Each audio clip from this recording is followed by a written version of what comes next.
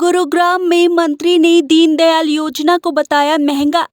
राव नरबीर बोले, affordable house आम आदमी नहीं ले सकते, दूसरी योजना लेकर आएंगे। अपने बयान को लेकर चर्चा में रहने वाले हरियाणा के उद्योग मंत्री राव नरबीर सिंह एक बार फिर अपने बड़बोलेपन को लेकर चर्चा में है।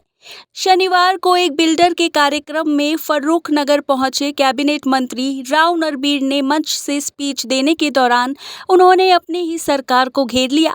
उन्होंने सरकार की दीनदयाल उपाध्याय योजना को लेकर सरकार पर ही सवाल खड़े कर दिए।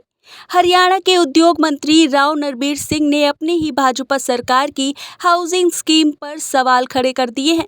उन्होंने कहा कि दीनदयाल उपाध्याय हाउसिंग योजना महंगी है।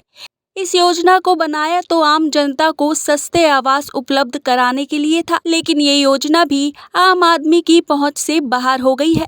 अब तीसरी बार भाजपा की सरकार बनी है तो सरकार लोगों को सस्ते आवास दिलाने के लिए और भी योजनाएं लाएगी।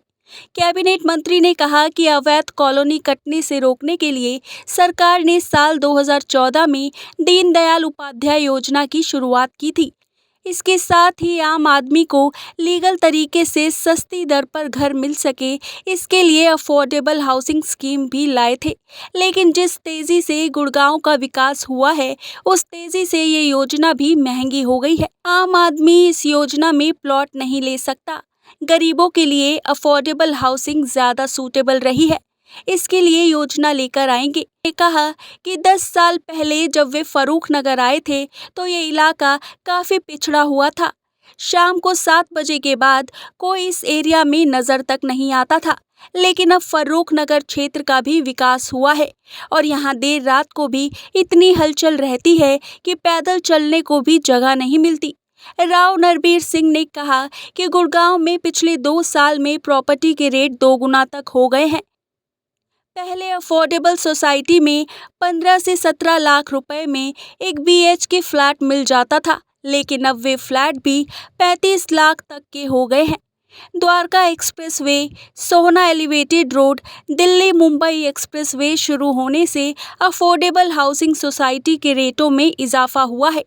कैबिनेट मंत्री ने कहा कि वे मानते हैं कि प्रॉपर्टी के रेट उसकी लोकेशन और सोसाइटी के रखरखाव के अनुसार हैं। आपको बता दें कि हरियाणा में मनोहर लाल सरकार ने साल 2016 में दीनदयाल उपाध्याय योजना गरीबों और ज़रूरतमंदों को सस्ती दर पर मकान दिलाने के लिए शुरू की थी। सरकार का मानना था कि इस योजना के तहत गरीबों को सामान्य लाइसेंस धारक कॉलोनियों से करीब 40% कम दर पर मकान उपलब्ध होंगे। इस योजना के लिए बिल्डरों को भी राहत प्रदान की गई थी और 5 एकड़ ज़मीन के लिए भी लाइसेंस दिया जाने लगा था। इस योजना में लाइसेंस की दर 25% कम है। प्लॉट का आकार भी 60 मीटर से 150 मीटर तक का है। इसके साथ ही योजना में गरीबी रेखा से नीचे जीवन यापन करने वालों के लिए 15% छूट का प्रावधान रखा गया है।